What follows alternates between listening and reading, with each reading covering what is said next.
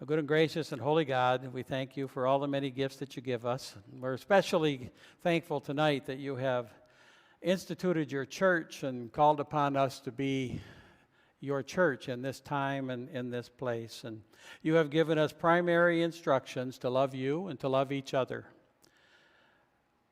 Most of the time, those things are fairly clear. Sometimes it's a little complicated.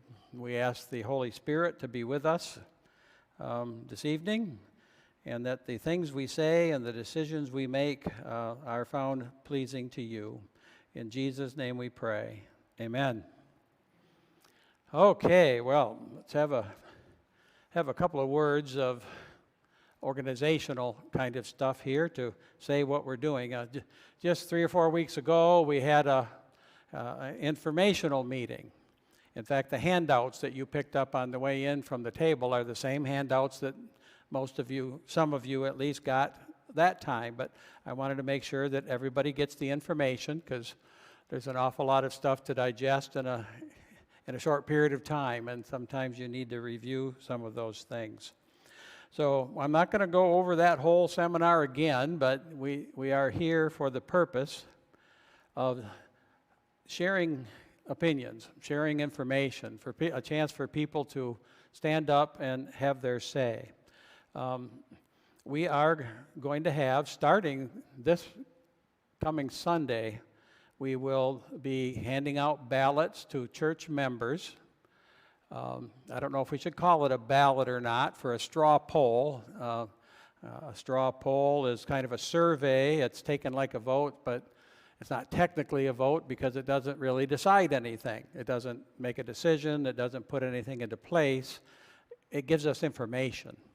And we have some things coming up very soon, in the next 6-7 weeks, actually, that we have to make certain decisions.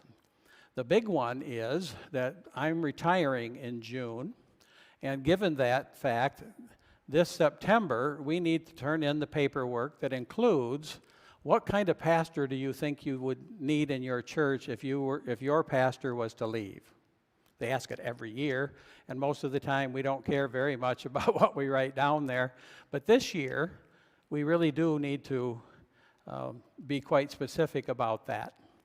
One of those decisions would be, and this question is naturally being asked at this point, if we have any idea which way we think our church would elect to go, if we are confronted with the choice of going with the Methodist denomination that will sanction same-sex weddings and the ordination of LGBTQIA folks and all of that, or a Methodist denomination that's very much like the other denomination, except they will not sanction same-sex weddings and ordination of LGBTQIA candidates.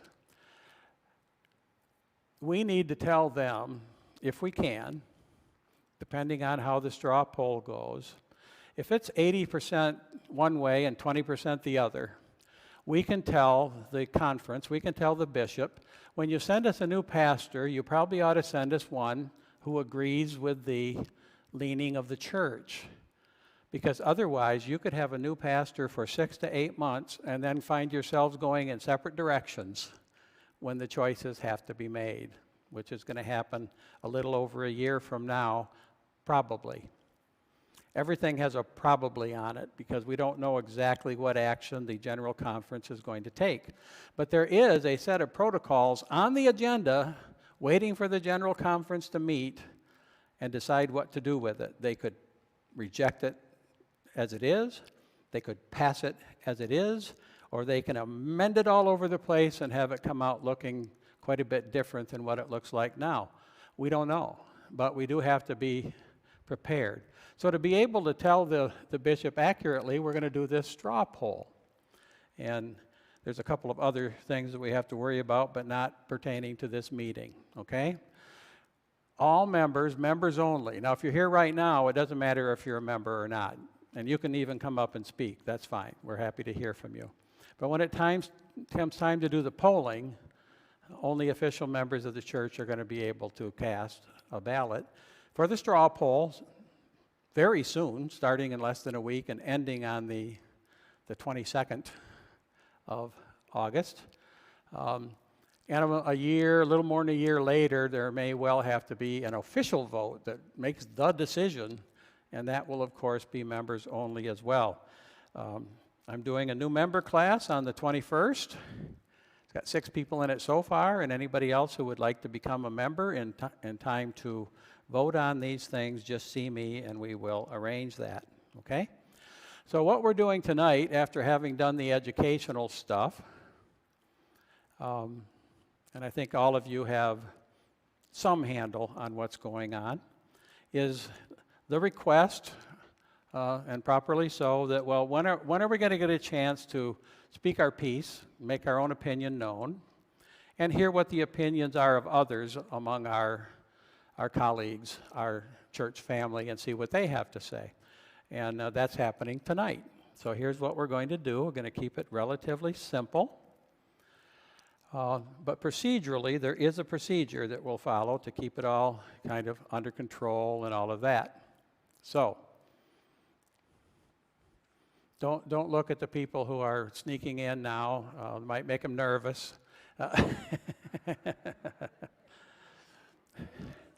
Come on in. Here's the procedure.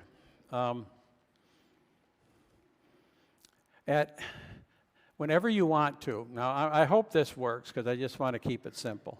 I have a microphone set up for you. Now, I do want to point out this is being live streamed and will be archived on our website and on YouTube for, theoretically, everybody in the world to look at. So when you come up and make a statement, you're making a statement on the record that's gonna be out there for people to see. If you come here and stand at the microphone facing the crowd, everybody can see you, and so can the camera. Yeah, there it is. And we'll get everybody on, and that'll work fine. I'm going to let you come up as you feel so moved. Now, to handle that, what we need to do is, if I'm a speaker standing here, we're only going to use one side. We're going to use this side. And you want to be next, you can come and stand about here and let them finish. If there's 2 or 3, now, if there's 2 or 3 or 4 up here, just wait until it goes down a little and then come on up. We're going to stay here until every person who wants to say something gets to speak. So you don't have to worry about getting in line early or something. We're not going to cut it off. You will be allowed a maximum of 4 minutes. That's a minute more than the annual conference gives speakers, by the way. But I decided people should have time enough to finish their point, and 4 minutes is long enough to do that, but you do have to be concise. If you're in the middle of a long story and 4 minutes wrap up, you're not going to finish the long story. I'm going to have to ask you. I will keep time, and I will, from the first word you say, I will start keeping time, and at 3 minutes I will say 1 minute, and at 4 minutes I will say time, and I will expect you to stop talking and go sit down. Please don't feel that that's rude or anything. That's why I'm telling you ahead of time. But with all the people who want to speak, we can't listen to 10 or 20-minute speeches, and there won't be much of a way to bring it to an end. This is not a debate, so there isn't going to be any shouting of questions at the speaker or responding with how wrong they are or whatever that is. We will respectfully listen. People will finish their 4 minutes and have their say and be heard and go sit down. I'm not going to comment either unless we have any incivility or anything, in which case I will step in and ask people not to do that. I don't think anybody here is going to do that. I think we can have this discussion and be kind about it. In between speakers, I will entertain the occasional clarification question. Not during the speeches, and I'll allow you a minute or so to frame your question. Now, clarification questions are not, Pastor Mike, how should I vote? That's not a clarification question. A clarification question might be, if this protocol goes into place, what would happen regarding this? We don't know for sure because the General Conference might change it, but I can tell you what the protocol says now. And what would happen if this? I can clarify those things for somebody who's trying to get those things straight. And then we'll move on to the next speaker. Okay? Any questions about the procedure at this point? And I think, even if every last one of you speaks, I think we'll get through this. And I think we can do that, so we won't spend too much more time. I apologize ahead of time in case anything happens. Most of you know why. My wife's home alone and my phone is still on. I'm still not entirely confident that her hip's going to stay in. And so I just can't turn it off. If it rings, I'll try to shut it down quick and not bother the proceedings too much. Okay? Any questions? All right.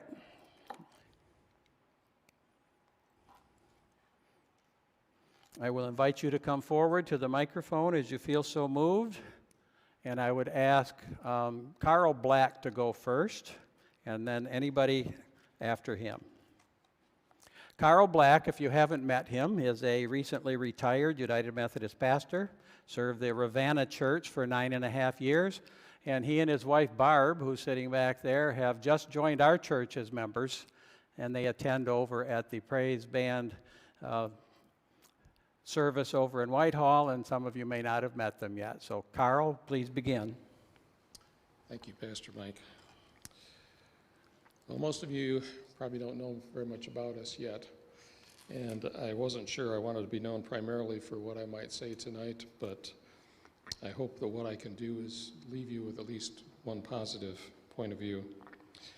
About 4 years ago, when the Wesleyan Covenant Association was first formed, I was there in Chicago to join a traditional movement that would hopefully express and represent my theology, my ethics, and hopefully the practice of my faith. This is a movement that has done most of the preliminary work to create the Global United Methodist Church, or the Global Methodist Church, although that was not their original intent. For most of my life, I've been well aware of the diversity within the church, both locally and at the denominational level. I spoke out at annual conference against the contentious debating and the attempts at legislating through this issue that always seem to come up short. I made a call for prayer, which largely fell on deaf ears. My viewpoint on the presenting issues for the denominational split were not formed in a vacuum. One of my best friends from college turned out to be gay, and we have been in touch ever since then. We have counseled a number of people who have been dealing with questions of their sexuality. We have members in our own extended family who have explored or arrived at different understandings of their sexuality, and there's far more instances that help form my thoughts and feelings than I can express here tonight. I respect everyone's right to form their own opinion and their own worldview based on your life circumstances and experiences. It's counterproductive and contrary to our call from Christ to berate and argue with each other. A watching world will not see Christ in us if we are at war with each other. And as much as it breaks my heart to consider dividing the church body, I am of the opinion that after 40 plus years of contentious behavior, it's time for some new beginnings. I get it when people ask, well, why now? Why this issue? Why are you singling out these people to make them the contention? Aren't there plenty of sins in the church that we could have spoken up against before now, like cohabiting before marriage, divorce? You know, you could name 100. 1 minute. I get it. I really do. I don't have a good answer. The reasons are complex, and it deals with deeper issues of faith and scriptural authority than we have time to discuss here, but I'm certainly willing to discuss those. But I promise you that wherever you fall on the spectrum, and however this all plays out, I will respect your right to your point of view. I will never say anything derogatory about you, and I will continue to extend the love and grace of Jesus Christ to you, and I hope that you'll do the same. Thank you. Thank you, Carl, and I will ask subsequent speakers to identify yourself by name and then begin. So go right ahead. I'm Claire Schloff. My daughter-in-law, Polly, is a middle school teacher in Manistee, and she's a member of the Manistee United Methodist Church. We were talking about what we would do if our church voted to join the Global Methodist Church. Polly said, "I couldn't go to a church like that. I'm a teacher. I know these kids." I wanted to know more about the children Polly was referring to, so I consulted the American Academy of Pediatrics. They use the term gender diverse to describe an array of labels people may apply when their gender identity doesn't conform to the norms and stereotypes others expect. Gender identity is one's internal sense of who one is. Some children have a gender identity that is different from their gender assigned at birth, and many have interests and hobbies that may align with the other gender. Gender diverse children are sometimes bullied or may suffer from anxiety, insecurity, depression, or low self-esteem. In thinking about the upcoming vote next year on the Methodist Church split, I have tried to imagine what it would be like to be a child or teen that has faced discrimination because of their gender identity and then finds out that their church views them as being unworthy to marry the person they love, and unworthy to consider becoming a pastor in the Global Methodist Church. Prohibiting a same-sex couple from marrying in our church would be a rejection of their full membership in our church family. Regarding serving as clergy, what are the characteristics that we would look for in a pastor? Compassion, ability to listen, leadership.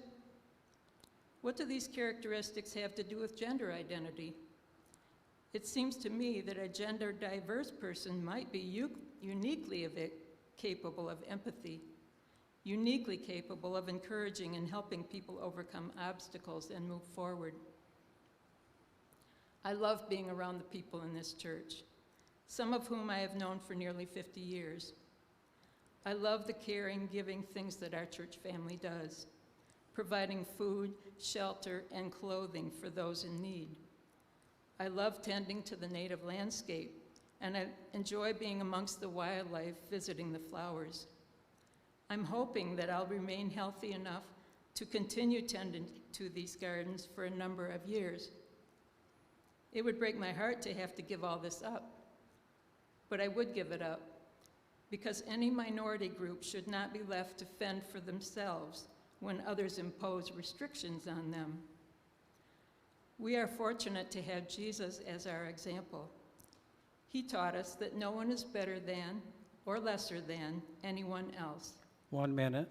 His example makes it clear that we have a responsibility to defend every person's right to participate as full, equal member of our church family.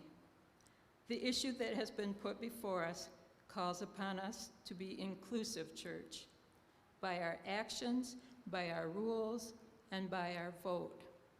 And thank you for listening to me.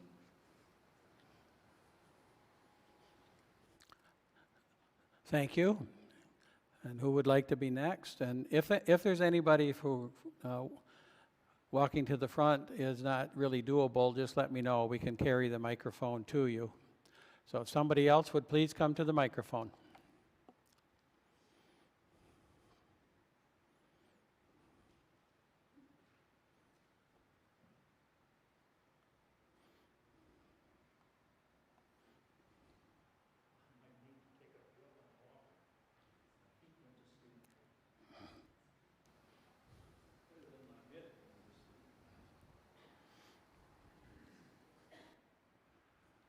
Dan Yeeks. I some years ago was the conference historian for the West Michigan Conference. So I'm going to look at the history of this and other debates. We've had debates over this and similar topics for decades, for centuries. When John Wesley was alive, according to Albert Outler, who was his biographer, he would try to resolve issues by looking at what I call the Outler quadrilateral, using 4 different criteria: Scripture, tradition, reason, and Christian experience. Of course, in his day, Wesley argued with everybody, not only in his own denomination, but others. And he realized that would get you nowhere because his colleagues knew the Bible as well as he did. So he used these other criteria to help whittle things down. Now, if that didn't work, everything would resolve into 2 issues, one tradition on one side, one point of view on the other side. So when that came up, as Outler explains, he would try to take the middle ground. Now, on this issue, what's the middle ground? Well, we know the traditionalist point of view, and that is that we need to keep the discipline the way it is. No practicing LG or homosexual will be allowed to become a minister unless he or she renounces the practice and promises not to do it again. Number 2, marriage is a union between a man and a woman, and marriages, same-sex marriages, are condemned by the Bible. The liberal point of view in 1916 was that 2 changes should be made to the discipline. One, to eliminate the language considering renunciation of homosexual candidates for the ministry. And number 2, individual ministers and individual congregations could decide for themselves whether they would allow a gay marriage or whether a minister would perform one. It was left to them. It was permissive. You could or you couldn't. How was that handled? It was rejected. A commission was created of lay people and clergy that met for 3 years after that and came up with the one church model, which I take to be the middle ground, and it sounds like a middle ground to me. And that is that individual pastors and or regional conferences be allowed to make their own decisions regarding ordination and whether or not to perform same-sex unions. 1 minute. That was considered, but the conference kept the original language. Now, right now, we're dealing with an issue. This is not the first time an issue like this has been before us. Almost 200 years ago, we debated slavery. That led to a division within the church. The Southerners went their way. The Northerners went our way.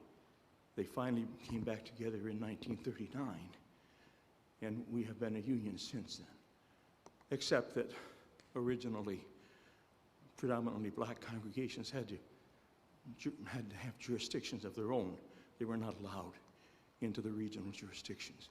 Then we argued over women, ministers. That took 60 years. Finally, women were allowed to be ordained in 1956. Now we're arguing over whether homosexuals should be allowed to marry or whether they should be allowed to become ordained. Time.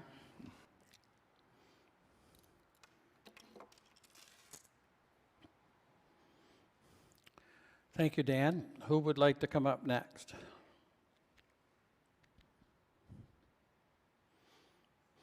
It's a friendly space.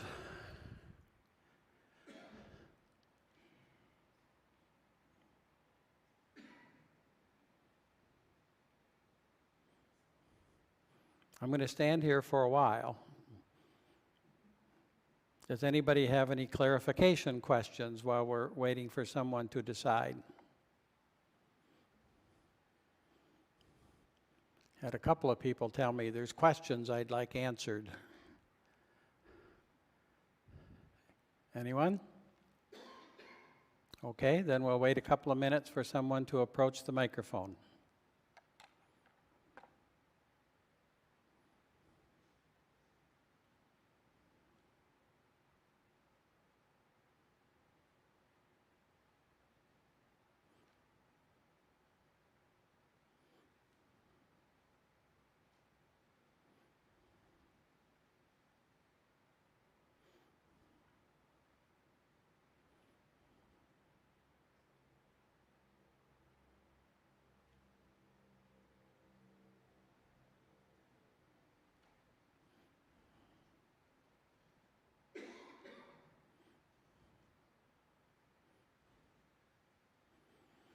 It is my sincere desire that this process be very open and very transparent, and that the information be given out there. I have talked to people from some of our brother and sister churches around, United Methodist churches around this area of the state and beyond, who have told me we haven't really heard a whole lot of anything in our church about any of this that is going on. And I don't think that's right. I think that we need to be well educated and prepared to make such important decisions. So it's very much my desire that nobody will be able to say, I never had a chance to say what I think. I never got a chance to speak up.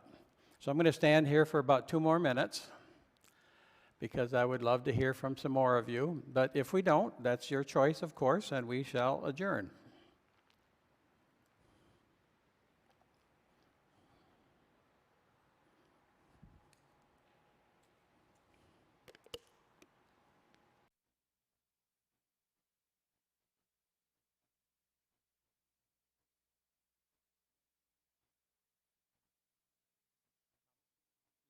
Come on up.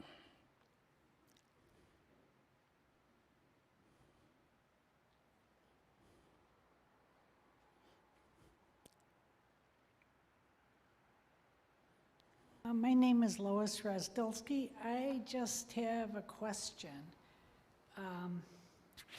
And it's probably been answered, but I just want to know why the Methodists can't leave it up to the individual congregation or region to settle this locally, because everything in a church is local after all, and you could be told to do something by this worldwide authority, but it still comes down to the people in your local church.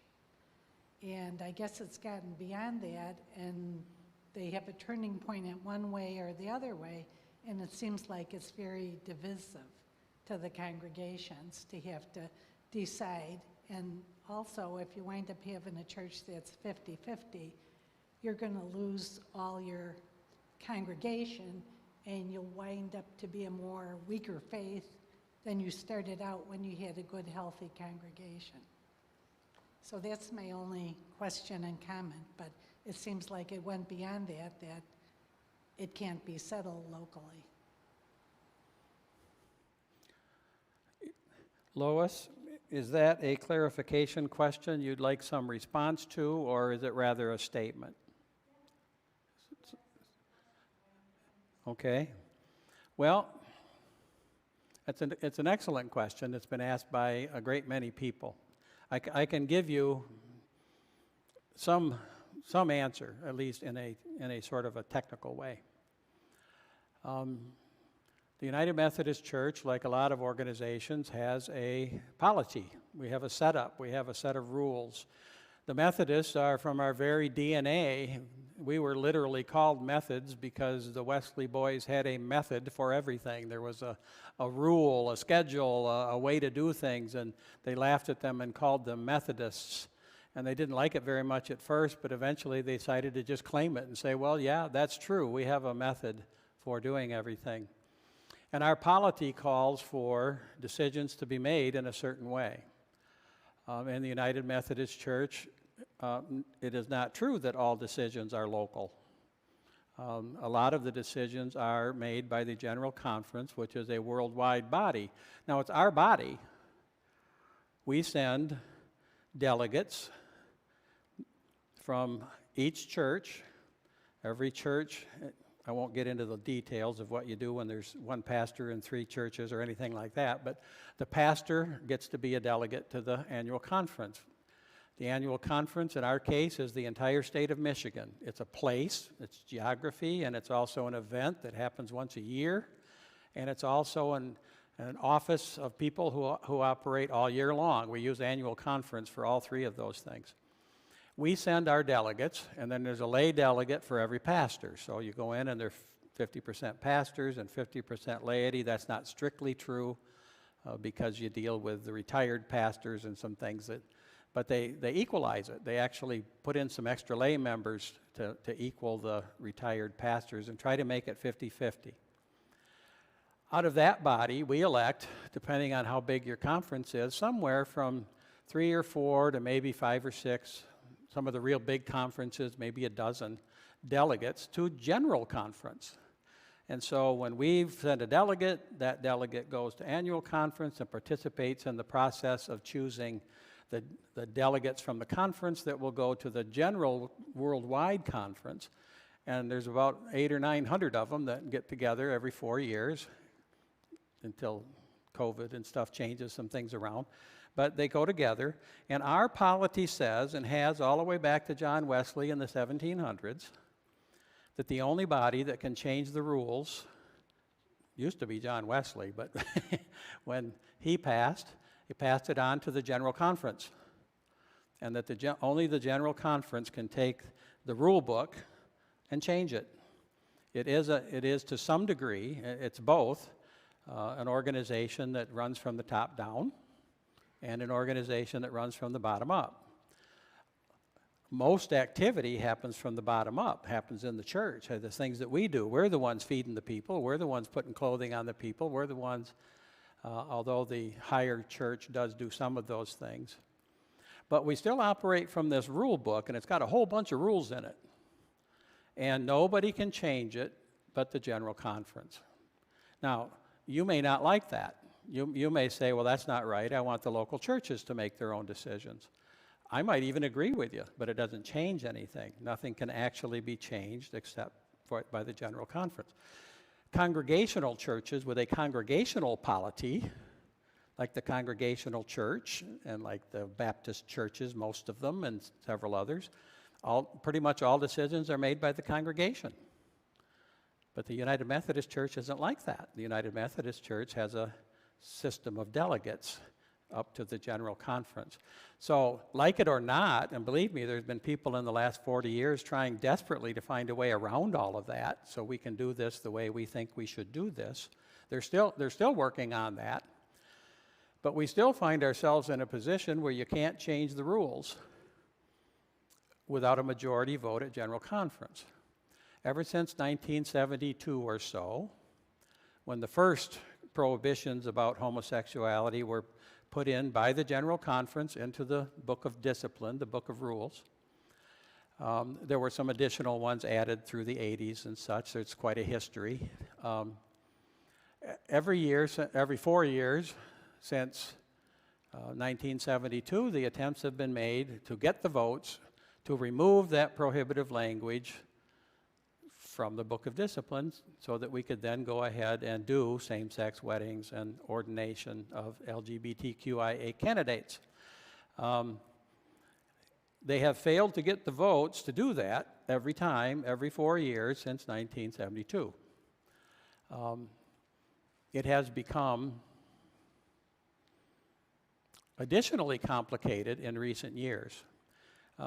There was a time way back then where the more progressive movement that wanted to remove those prohibitions weren't even coming close. I mean, it might be 80-20. I don't know exactly, but they weren't coming close. But as the years went by, and as society changed, and as various people, influential people, changed their mind on that and started teaching and talking and preaching and influencing, those votes started going up. And the progressive side started to get closer and closer. But at the same time,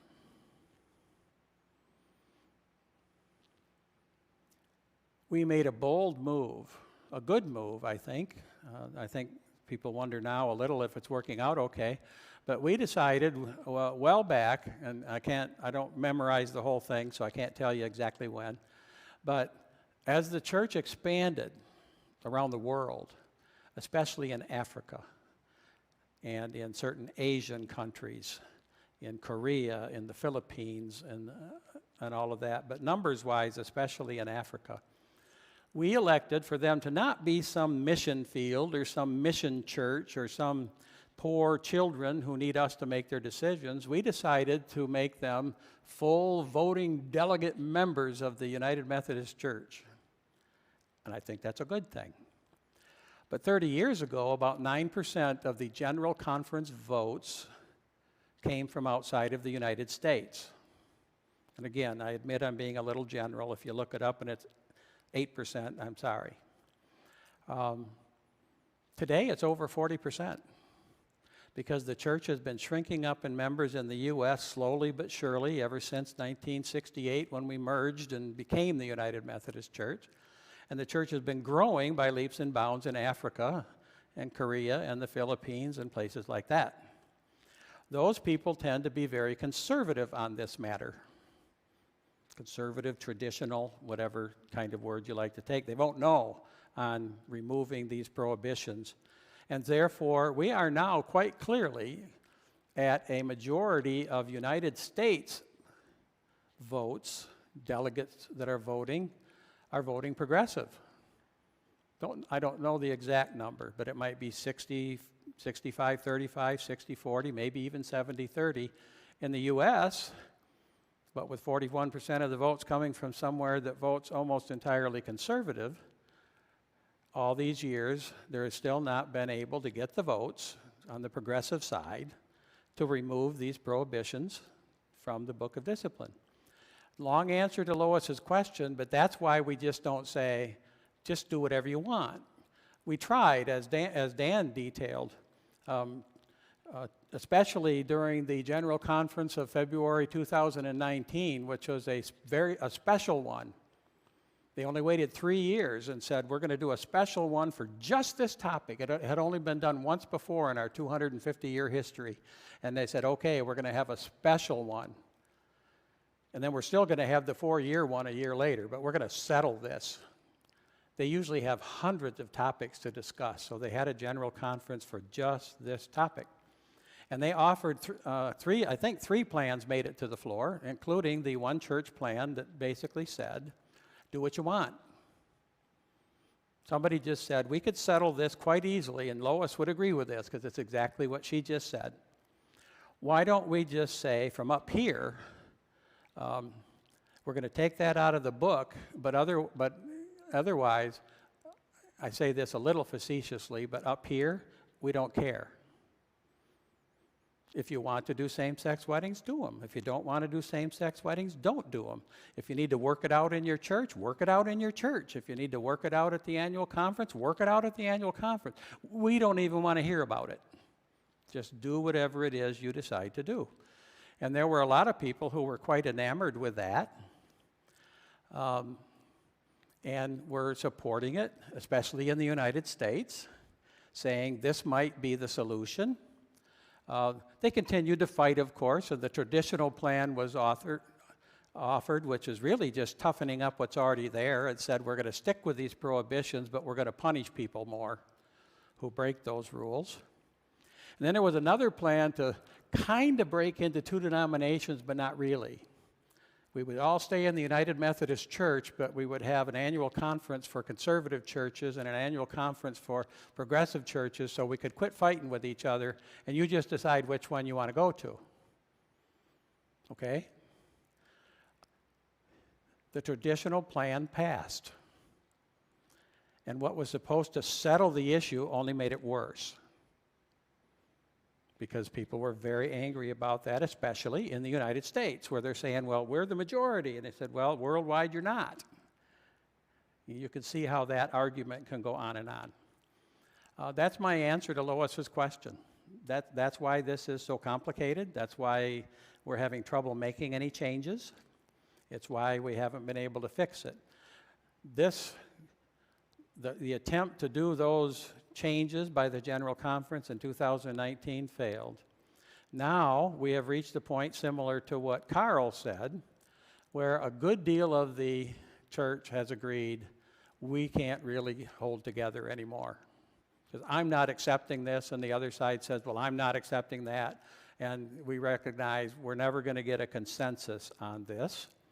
And therefore, the plan has been put forward, and it's detailed in the paperwork I gave you. Some very influential people got together, without any real authority, by the way. They just decided, let's do this.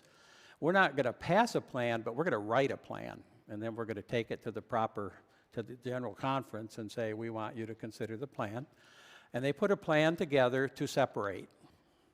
And it appears that we are at a critical mass where most people agree that we're going to have to celebrate. We won't really know until the General Conference meets and votes again. That's why we're talking about all this. But if they get together and conservative leaders and progressive leaders and centrist leaders are, a lot of important people are agreeing, we're all going to push to pass this. This isn't a fight between the groups anymore. We're all going to push to get this plan in place so that the progressive people will stay in the United Methodist Church. Won't need a new structure or anything. The United Methodist Church will continue to go forward. But because the conservatives are being allowed the opportunity to leave and take their buildings and their property and their money with them, which is always a big debate, and go over here, the United Methodist Church, in fact, I think it's suggested that it'll be part of the protocol. It will be automatic that the prohibitive language on homosexual issues in the Book of Discipline will be removed. And it will be okay to do same-sex marriages and ordain LGBTQIA candidates. The other group, who are Methodists too, I point that out for a reason, are going to be allowed to take property and money, and any church that wants to go, and any individuals that want to go, and any pastors that want to go, will be allowed about a 3-year window where the rules about, I don't want to get into the trust clause, but generally speaking, you can't do that without losing your building. In this window, you can go ahead and leave and keep your building and your money and everything. And the WCA, the Wesley Covenant Association, is an organization that is not going to be the new denomination. People misunderstand that at times. But they are producing a suggested structure of a new denomination so that they'll be ready, and then they will invite people into the new denomination, and they will have a convening conference where all the people who have joined the new denominations will make the actual decisions about what it is we're going to do. But we're going to form a new denomination that's still Wesleyan, still Methodist, but is going to be back up a little and go more conservative on these matters. Okay? That's what's before us. And what's going to happen to us, and I tend to agree with Lois. I wish we weren't going to be forced to do this. Our church is doing just fine the way it is right now, thank you very much. And you're putting us in a place where we're going to have to make some decisions that could cause some people to differ with each other, and who knows what might happen from that. I don't disagree, but it's coming anyway, so we have to try to take a look at that and decide which side of that will we be on. Now, we can decide, as I understand it, if they pass something that looks a lot like the protocol that's before them, you can stay in the sort of newly liberalized United Methodist Church by doing nothing. You're in it already. You just don't do anything. You just go ahead and ride it out. But if you want to go into the other denomination, you have to take a vote, and it has to be passed by a majority of your membership, and they have to make the decision that this is what we want to do, and then you would have to go over and be a part of starting up this new denomination, which will have to create new structures and all that to go do that. The protocol calls for the new conservative denomination to receive a one-time stipend of $25 million from the United Methodist Church. That has been a bone of contention with some people. I would say this, though. It's not very much money. The net worth of the United Methodist Church is around $450 million with buildings, and they got must have $100 million worth of real estate in Nashville alone. You know, huge properties and everything in downtown Nashville. Considerable amount of money, and a budget every year of about $600 million a year budget. So I've had a couple of people. I have a friend. I think at least we used to be friends. I don't know. He seems to be getting a little angry with me because he was complaining about this $25 million payout, this hush money to shut up, you know. And I said, wait a minute. This is a divorce. Those are Methodists too. And it's like having a marriage for 40 years that's been fruitful, and we've built up a nice income, and we have some money, and you get a divorce, and then one of them says, we have $100 million. I'm going to give you $4 million, and you go away and shut up. That said, you know what I think about that then. But there is a little, I just want to put that out because for some reason it's money. And maybe it's always money that kind of sticks in people's craw. And they say, well, what do they get our money for? What do you mean our money? We are all Methodists sitting in this room. And even if we decide that we need to go in two different directions, we're still Methodists and it's still our money. So there we are. Okay? I probably overdid the explanation, but Lois asked an excellent point, but it's very, very complicated. And believe me, people have been trying for decades to find some simple way out of it, and we really haven't managed to do that. Okay. Yes, Dan.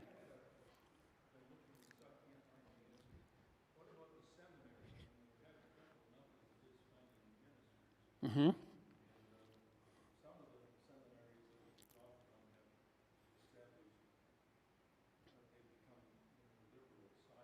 Mm-hmm.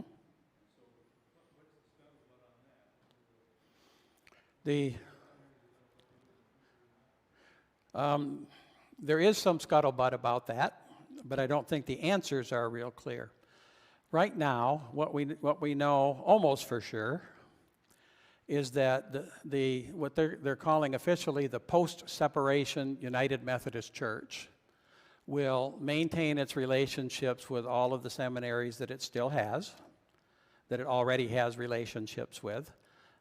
I think there are something like 11 or 12 of them that are solidly United Methodist supported and approved seminaries. And of course, there will probably be fewer pastors coming through because some of them would be over here serving the other church. And I don't think they have an answer for that. Now, the other side, that becomes a question to be determined. There's some debate. There's some open debate. There's been some letters written online and everything. They may well, one choice that I think is pretty likely, is they will continue to accept degrees from all those seminaries too. They're Methodist Wesleyan seminaries, and now, they do have some concern because, like you said, a good many of the seminaries are coming from a quite liberal side, especially on this issue. There's a couple, like Asbury. Now, Asbury's always been funny because Asbury is the seminary that has been real conservative all along. It's not on the official list of United Methodist seminaries, but it is on the list of degrees that we will accept for a pastor to come in and go to school there. That will become very popular with the global Methodist Church.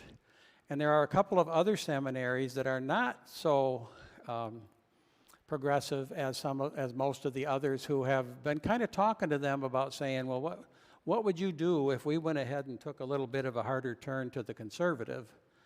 It's possible that maybe there's going to be 2 or 3 conservative seminaries that will probably be popular with this side, and leaving it with 8 or 9 over here that will be popular with this side. Do I think 1 or 2 or 3 of those might end up with their doors closed? Yeah, because we've got 3 or 4 seminaries that don't serve very many students already, and I don't know if they could take this. But that's what I hear. Okay, any other clarification or informational kind of questions? Anybody? Yes.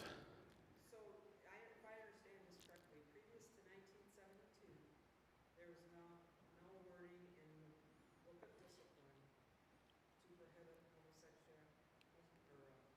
ordaining Mm-hmm. homosexuals or marrying homosexuals. Correct.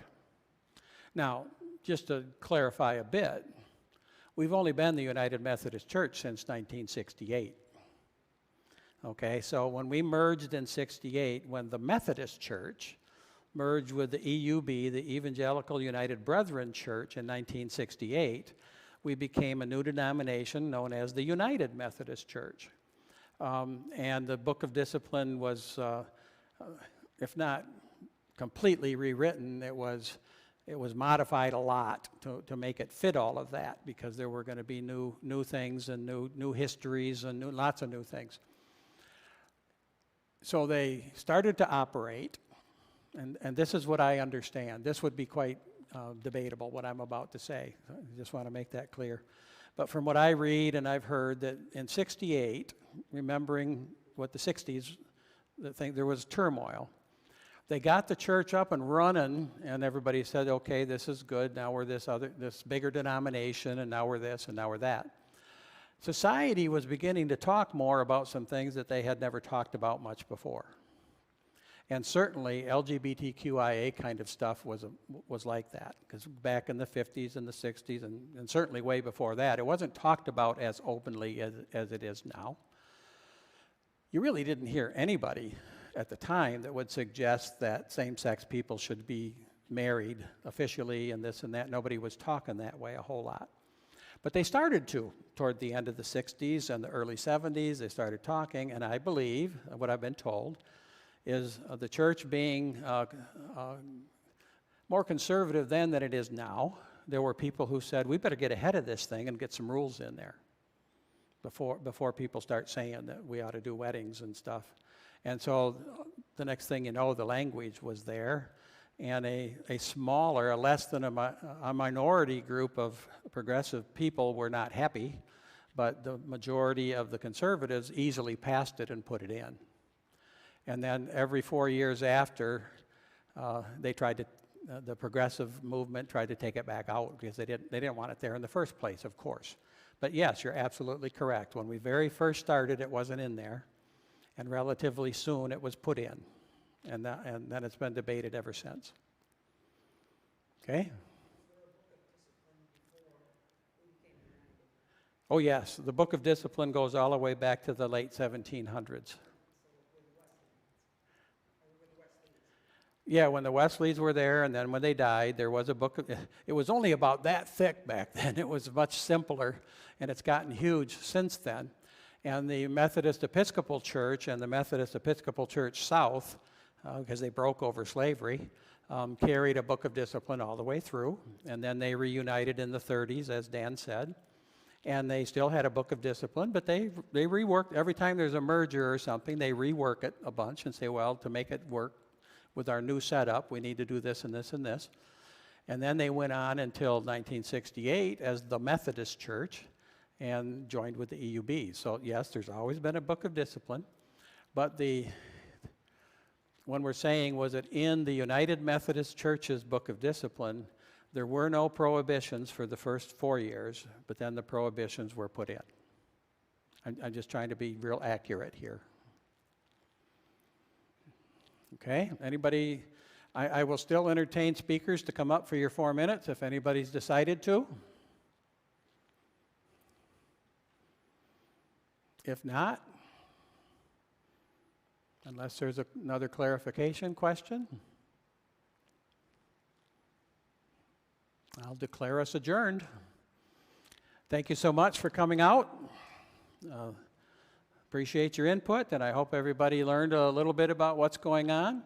When you come to church on Sunday will be the first time you will be able to pick up a straw poll. Again, I don't know whether to call it a ballot, but a piece of paper to make your opinion known.